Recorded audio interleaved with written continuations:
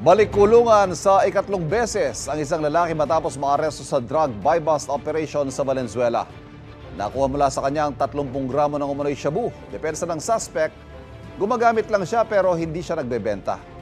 Laging una ka sa balita ni James Agustin, exclusive. Matapos matanggap ang hudyat na nagpositibo ang transaksyon sa pagitan ng pulis na nagpanggap na buyer at target ng buy-bust operation, agad na inaresto ng pulisya ang 37 anyos sa lalaking construction worker sa barangay 20 Reales sa Valenzuela City. Nakuha mula sa kanya ang 30 gramo ng umano'y shabu na nagkakalaga ng 204,000 pesos.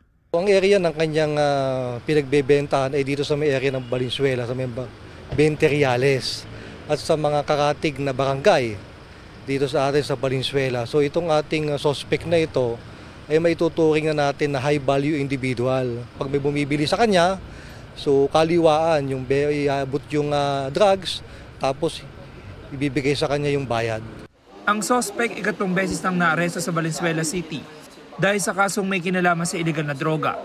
Nakulong na siya noong 2019 at 2022. Last year nga lang siya nakalabas. So makikita natin, ito na talaga yung kanyang hanap buhay, yung pagbebenta ng droga. Itinanggi ng suspect ang aligasyon sa kanya. Hindi naman po ako nagbebenta, sir eh. Aminado po ako na gumagamit pero nagbebenta, hindi. Maharap ang suspect sa reklamong paglabag sa Comprehensive Dangerous Drugs Act. Ito ang unang balita. James Agustin para sa GMA Integrated News.